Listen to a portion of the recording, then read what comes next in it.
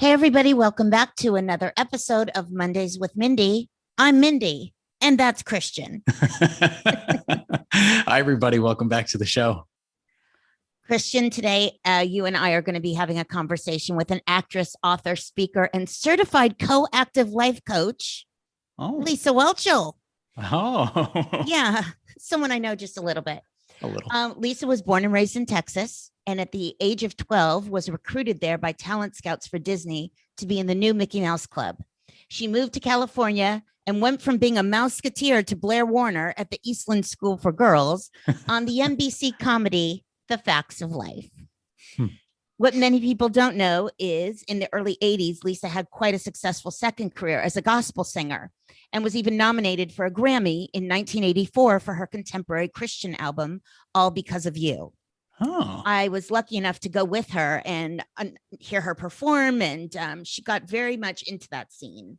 Wow. Then she met Stephen Cobble, and Lisa made a rather easy decision for her and joyously became a full-time wife and mother and homeschool teacher for her 3 children. And as Haven, Clancy, and Tucker grew up, Lisa became an author, has published 10 books on motherhood, homeschooling, discipline, and her most recent on adult friendships. Wow. I may have a quote in there. I'm just saying. She also launched herself as an inspirational speaker at churches and conferences, and even founded Mom Time Ministries, a religious network of mothers groups supporting each other. After her divorce in 2012, Lisa landed in the Philippines and participated in one of her all-time favorite shows, CBS's Survivor, and tied for second place. The bigger news was she was voted fan favorite and received a $100,000 cash prize and, unfortunately, a case of West Nile virus. Oh. Yay. Her most recent career tack is becoming a successful life coach. And the latest is that Lisa can be seen Sunday nights on MeTV hosting the show Collector's Call. And her latest book, as I previously mentioned, is titled Friendship for Grown-Ups. Newly remarried to psychologist Pete Harris, Lisa lives in Nashville and Los Angeles and is the proud Coco mama of 2 grandchildren, one of whom is still on the way. And by the way, it's a boy. Oh, very exciting. Well, ladies and gentlemen, we are excited to have her on the show. Let's bring her in. Lisa Whelchel. Yippee. Hello. Thank you. Hello. Hello. Good How to see doing? you. Doing great. How about you? I'm good. Good. I'm loving the haircut. Oh, thanks, bub. And the I appreciate glasses it. too. You know what? The 50s. I'm venturing out. I love it. Or venturing back. Whichever. Probably. Although don't let the gray hair fool you. Yeah. We start each episode where Christian and I came up with 20 questions. I grab 5 and we just start gabbing. Love it. Okay. Usually How isn't fun. a problem for us. I don't Right. think. Yeah. Lisa, Yes. what assumption do people make about you that they're wrong? Okay. Great questions. I love this format, by the way. Oh, thank you. Let's see. I didn't think I need your approval, but I guess I do. Well, feel good. I just love it. I enjoy this format as well. Thank you. And I think it's great for podcasts too, because I do think so oftentimes people, I'm not in this situation right now, but so many times they will be kind of going through a kind of a podcast, like what we used to do with the radio kind of junket. things. Press Like a circuit, and so they get the same questions all the time, and you can tell that the answers are the same all the time. Yeah. So I really prefer to listen to this as well, because it feels like, oh, this is actually really, personal. So anyway, Thank you. Now, what is an assumption? I think there might be a few. Well, there probably are a few.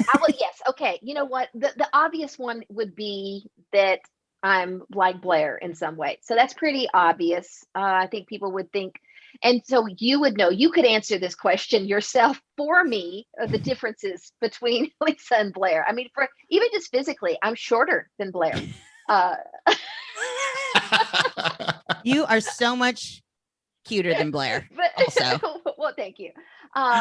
You are so much more well-read than Blair. Okay, this is true. And I have a Texas accent. Blair was not supposed to, although it did sneak in every once in a while. Blair loves clothes. I hate shopping. We both love boys, and so that's good. But who doesn't love money? Blair has more money than I do, but that's another difference. But putting that aside, I love this question because I want the opportunity. So I have been kind of known for those who care, even people who don't care. There's kind of this understanding. I mean, like I know when I was fixed up with my husband, and he was given my name, and he was like, well, yeah, I think she was on a show, and I think she's a really big Christian, and I just, I don't know if we'd really hit it off. So I don't think people give humans, especially, or celebrities, a chance to grow and evolve and change. So oftentimes they get stuck either in a role, or they get stuck in a season of life, and there's no room to change and grow and evolve. And so the faith is still the very core of my life, but it's much more expansive now. It's not just within the confines of Christianity. Christianity is my foundation. I love Jesus, but I'm grateful for the structure of the church and the community of the church that helped me at a time when I could have gone off the rails. Yes, but after I kind of grew up and maybe didn't need the structure as much for security because my core was more solid, I was able to realize that the structure was very confining and small, not only for me, but it was too confining. The walls that kept me safe also kept the rest of the world out, and that was from fear. But when love was stronger than fear, the walls could come down, and I was able to experience a huge world of unique people who weren't so scary just because they were different. And I could learn from them as well. I didn't have to, proselytize them and save them from going to hell. Yes. Well, I can attest to the evolution of your spiritual life.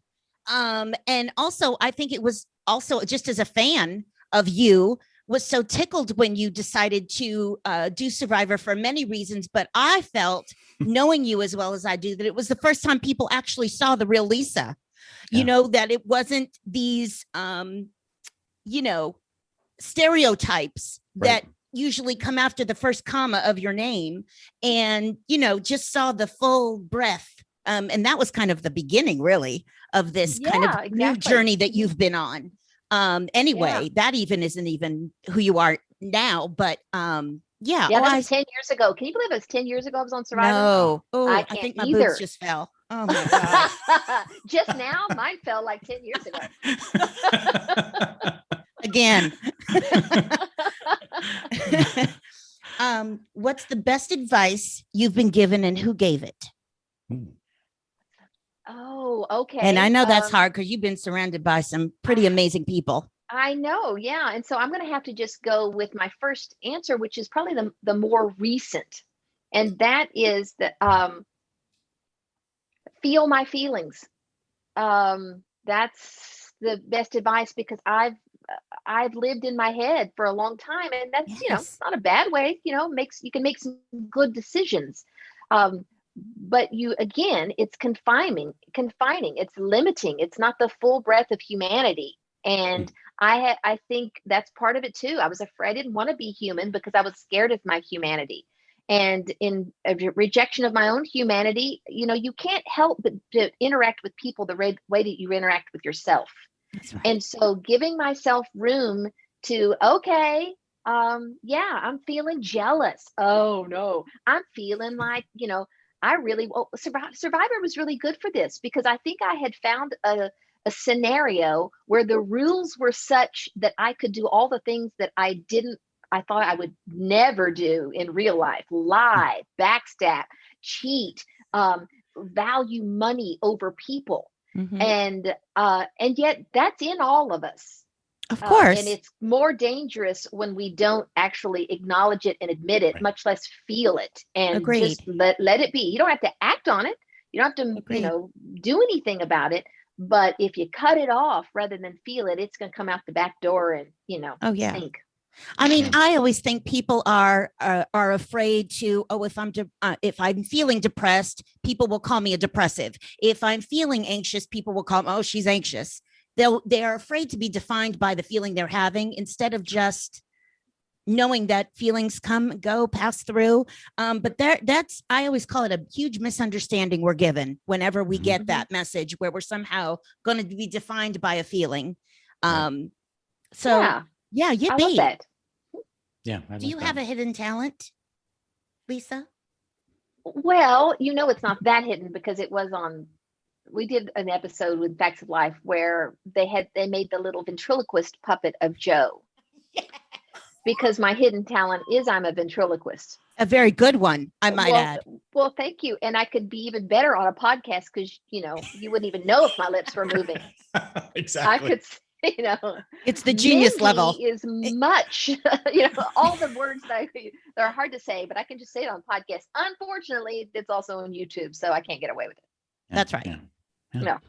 Okay. That's still a very interesting skill. Where did you learn that? Did you teach yourself, or is that a family thing? I did teach myself as a little girl because I took my first acting class when I was 8 because I was very, very shy. And my second grade teacher was worried about me because I just take a book and read under a tree and not be very social because I was scared to death of myself. By the way, she has a tendency to still do that. I know. This is so true. This is true. It is my addiction, which addictions typically are to protect us. So, right. So I had my first acting class at 8, and then I wanted to be in the school talent show. So I asked the acting teacher, well, how can I do acting for talent? And he says, well, I don't know. You could do puppets. And so I thought, okay, I discovered ventriloquism, and my mother bought me a little dummy and a vinyl record from Sears Roebuck catalog.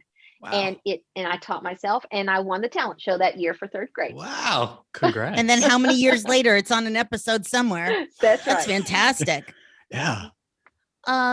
Who do you admire and why?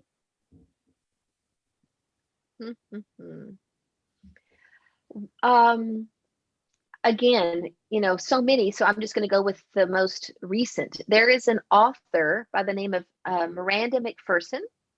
And she has written a book called The Way of Grace. And what I love about this book is part of the premise that she brings to the table is a more feminine approach to spirituality. And especially when it comes to really interacting with our ego. So what does that mean? So rather than, you've got this ego structure that was there to protect us in the beginning, but then it gets kind of confining, but it also kind of separates us from others and even from our own authentic self. So unfortunately, then the ego gets a really bad rap, and it's like, we need to get rid of it. It's like ego annihilation. Let's just, the ego's bad. Where one of the things she says is, if you have like a block, let's consider a big block of ice, and it's our ego concretized around our truest self, then you can either take a sledgehammer to it, or you can put it out in the sun and just let it dissolve. And that is a more feminine approach. It's a more gentle approach. And it is an approach that I'm learning to be more gentle with myself and with my ego structures that were there to protect me, but are now limiting. And then I'm also learning to then, again, the way we do one thing is the way we do everything, interact with others in a more feminine approach, because I've got a lot of masculine energy as far as it's kept me safe in a scary world, and it's kept me moving forward to be successful, where that's really defined as how successful you are, is how valuable you are as a person. And so I've got that well defined. It's the feminine approach that I need a little bit more practice with. And so the Miranda's book and teachings have really helped me know how to do that in a practical way, and which also is to give myself more patience as well. Well, I love that. That really resonates with me. Well, just as a person, because I too have very in touch with my, strong side, my male side, and that female side of seeing, vulnerability as weakness instead of how gorgeous it is. Yeah. It's definitely taken me aging. Aging has helped me, and life experience. Yeah. To sort of let that go. I love that. Me too. Oh boy.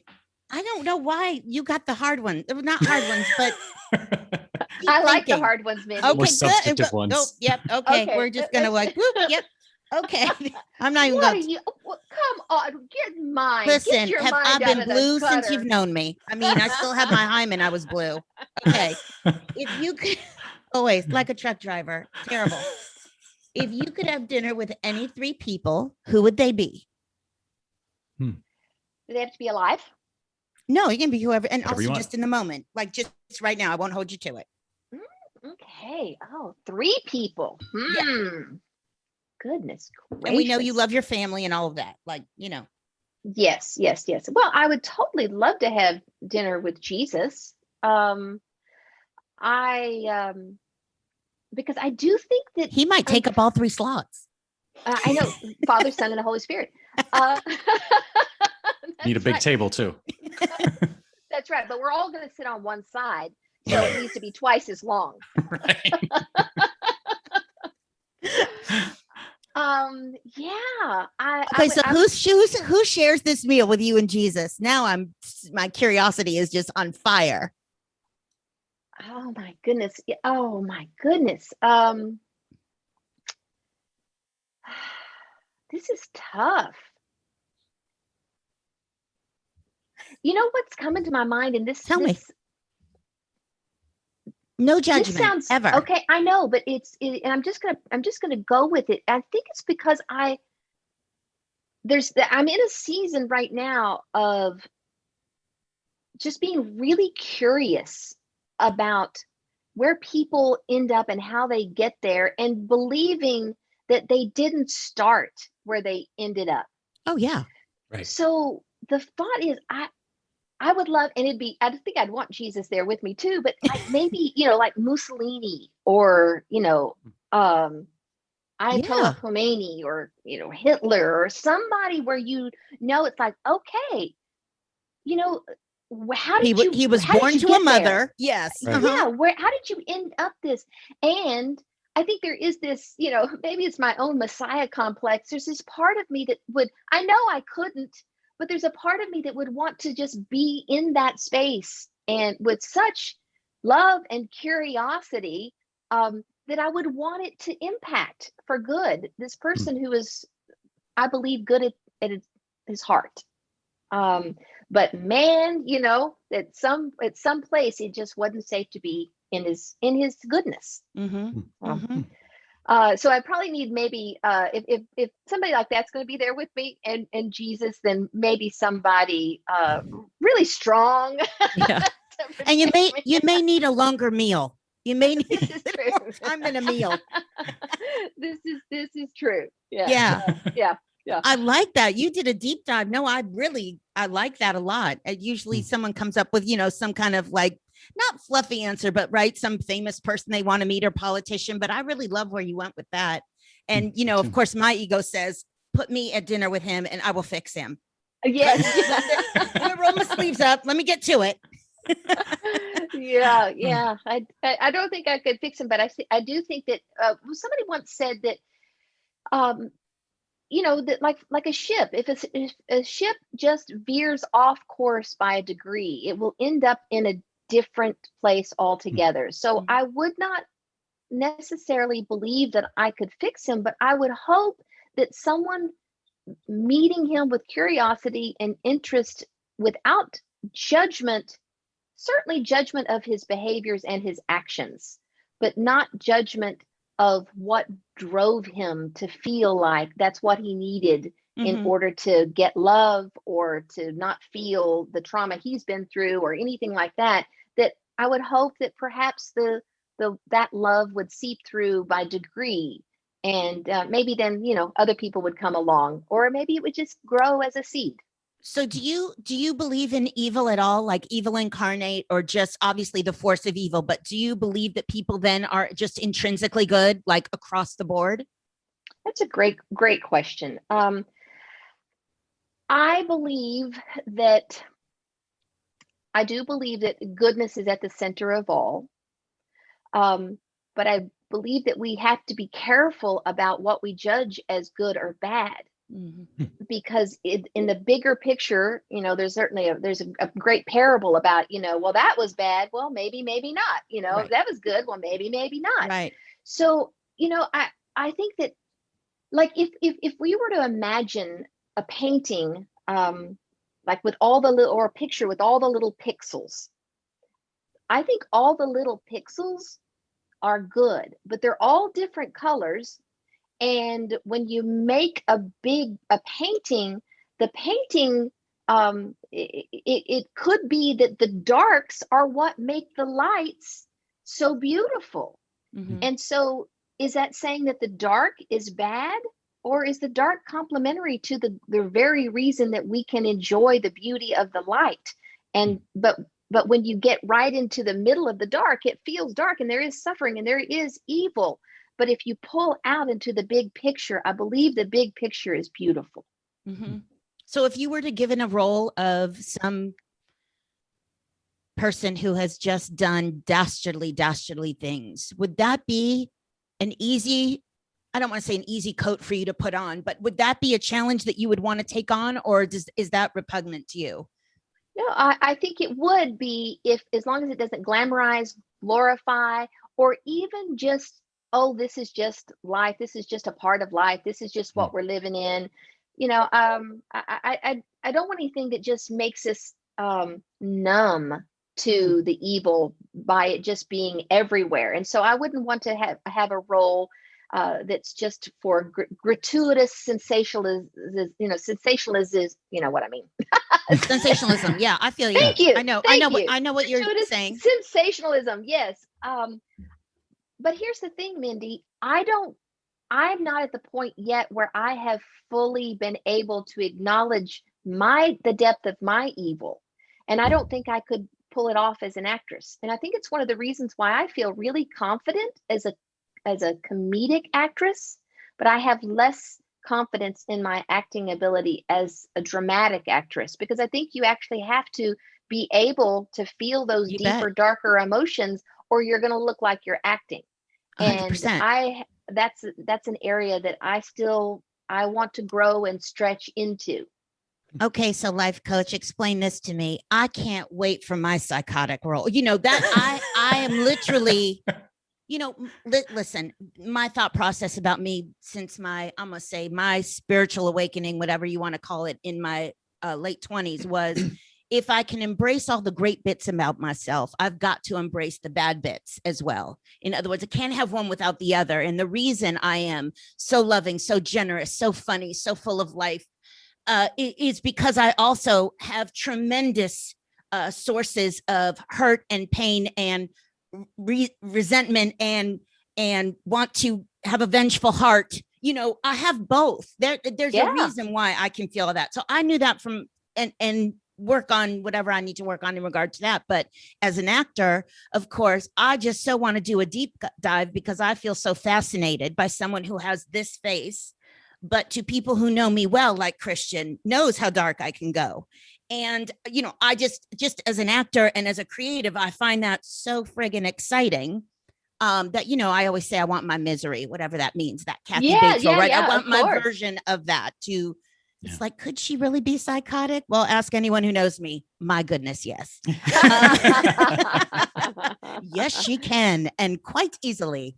So I love that. I love your honesty. I always have. I really actually appreciate that and always have very much. That has come to you very naturally since I've known you.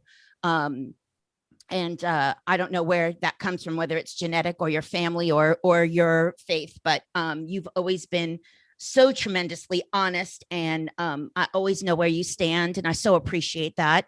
Just you and a person. Yeah, of course. Thank you very much. That's very meaningful. I guess we'll trade off. I didn't know I needed that validation from you, but it really does mean it, because there are a few friends I have in my life that I have known since I was a kid. I mean, at this point in our life, we will never have friends as close that and as long and as deep as the friendship like you and Mindy and Kim and I have, because we don't have that much life yet to live. Right. To have the just the time that we've had together over the last 40 years, some odd years. Yeah, Agreed. And yeah, I love that about us, by the way, that the four of us seem to have come back together. I'll bet, I think out of, dearly departed people, we've always known what each other's doing, but I do feel there was, I love the, I'm going to share if you don't mind. I mean, I don't think it's that private, but it was really cute when Cloris passed, the suggestion of, that came from Lisa, this is wonderful that we text and we call each other every now and then and fine, but we should probably get together in person, like maybe once a year, once every other year. And of course, Kim's first text was Bahamas ? She put forth the destination. But I just thought it is true where there is just this unspoken something that I only think gets deeper and more lovely with age, that we have. It's kind of wonderful, that I don't have with anybody else. Yeah. And we never will. And there's something about too, people that have gone through the trenches together. Well, we went through 9 years, fame and celebrity, and especially back then where there were only 3 networks. It's a rare thing to go through that in life. And so there are very few people in this life that would ever be able to really relate or understand what we went through, and to go through it as children where you're really very, impressionable and things are, you're kind of figuring out who you are. And for us to have gone through that season and that experience together, there is a bonding that, probably will never happen in our life as well. Yeah. Well, people always say, I mean, is it like the 4 of you went to college? And I said, no, it's like the 4 of us went through junior high, high school, college, and grad school. Think about that. That's how together. Long, we were together. So people always kind of go, oh my God. I said, yeah, it wasn't a tour of duty. It was 9, So yeah, for sure. What have you guys been, getting inspired by with what's gone on this last year? What's inspiring you right now in your household? Well, certainly my granddaughter and my new grandchild on the way. Congratulations. Yes. Thank you. That's but even, as big as that is, I will have to say, my marriage, I got married in the end of 2019. So right before the pandemic. Yes. And then my husband is a psychologist. So he started working from home. I'm a life coach. I work from home. So we've been together, and in the pandemic around the clock, and have really loved every minute of it. And as you know, I have done a lot of psychological work on myself since I was, a teenager, but I once read a psychologist who's once said, we are wounded in the context of relationship. We can only really fully heal the depth of those wounds within the context of relationship. And intimate relationship is what's going to actually get to the deepest, most core wounds. The closer the more you open your heart and let someone into those deep places, they're going to step on them. They're going to activate them. We're going to react. And then we're going to, project and put it all on the other person. Well, that can either drive a couple or a close friends apart, or you can be conscious about it. Yeah. And you can say, I'm reacting. And yes, I'm mad because you did that. But I also know that this is the kerosene, the little lamp, the kerosene, the candle wick is dipped like in childhood. So I'm a flame here, but I don't want to burn you down because this isn't really so much about you. But thank you for that little spark, because otherwise I would not have had and the love gives you the reason to go ahead and go to those deeper places. Yeah. Well, and the choice to be together. I mean, I have to say, because you asked, she didn't ask, because you asked, that I just always say also that a relationship born in health remains healthy. I mean, a relationship born in sickness cannot survive health. And so I think you two joined. You two joined. About that. I want to hear more about that. Well, I just think, you two joined where you were in such a healthy place, open place, and you attract someone, and it's in you came together in health. It was good. Yeah. Foundation is good. It's not in some kind. So however much you're unpacking from childhood and ego and all of that stuff, the foundation is very good. And so I would say this is a good one because you asked. Yes, I totally agree. Yes. So I know that you are doing 10 different things to Sunday. You are authored your newest of your 10 books, and you are life coaching. And are you still, when the world starts to open up, are you going to go speaking again on your?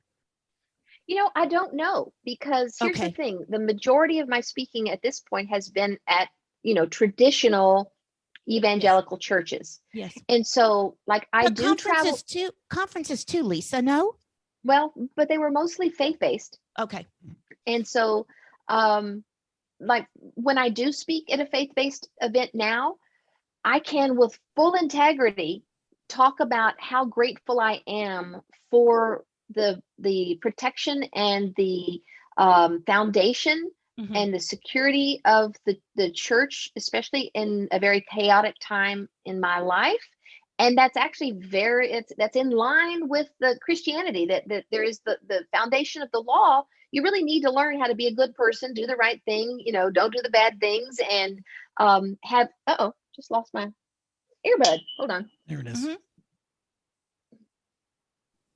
Alrighty.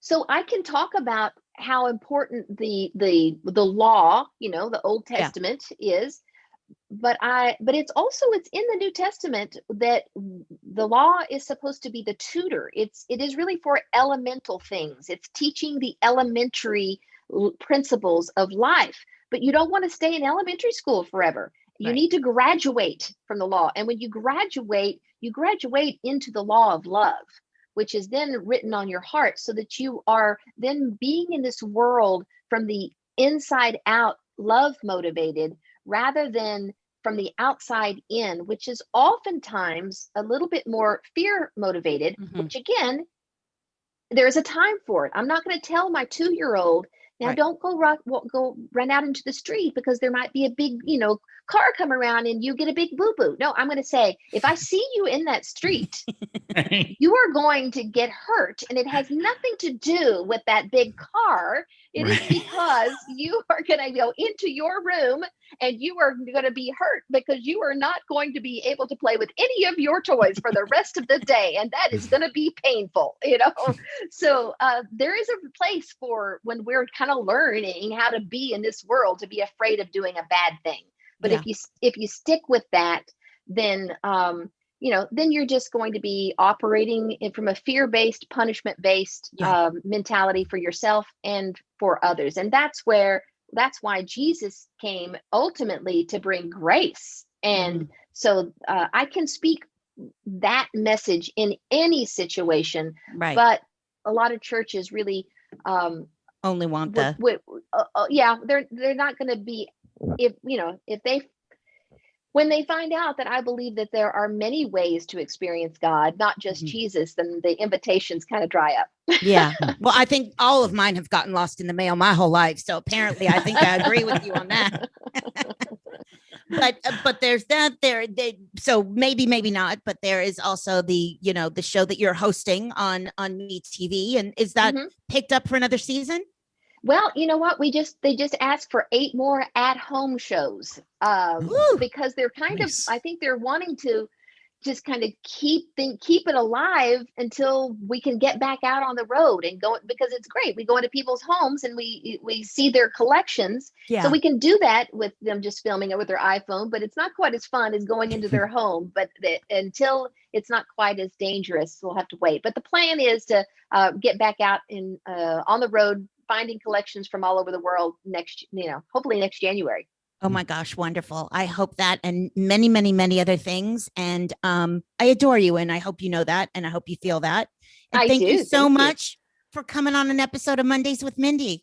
My pleasure. It's been a joy, and I can't say that about every interview I've ever done. I But know even that to be true. regardless of the fact that it's you, it was fun, even if it had been, Christian, whom I just meeting A and total stranger, yeah. have fallen in love with the way he has done all the pre-interview stuff. So Yes. anyway, it's a Awesome. pleasure all the way around. Awesome. Well, thank you once again, Lisa. This was a pleasure for us and for our guests or our listeners and viewers for sure. One more time, ladies and gentlemen, big round of applause, Lisa Whelchel. Woohoo! Thank you. Adore you. Adore you. This episode of Mondays with Mindy is brought to you in part by our sponsors, Beekman 1802 and the cocktail party, Love Mary. At Beekman 1802, we believe there's nothing more beautiful than kindness. We work hard every day to provide exceptional beauty products and cultivate moments of kindness to inspire our community of Beekman neighbors. Visit beekman1802.com or mondayswithmindy.com and discover our range of goat milk soaps, body care, and clinically proven skincare. Tired of cooking? Love fancy hors d'oeuvres but don't have any idea how to prepare? Look no further. The cocktail party, Love Mary, is here. For 15 years, New York's caterer to the stars and our pal Mary Giuliani has served her deliciously whimsical hors d'oeuvres to the best names in art, fashion, and entertainment. Now she's put them all in an adorable little box to send from her heart to your home. As Mary says, all you have to do is turn on your oven, pour yourself a drink, and enjoy more time with your guests. She'll take care of the rest. Go to marygiuliani.com or mondayswithmindy.com for more information and to order yours today.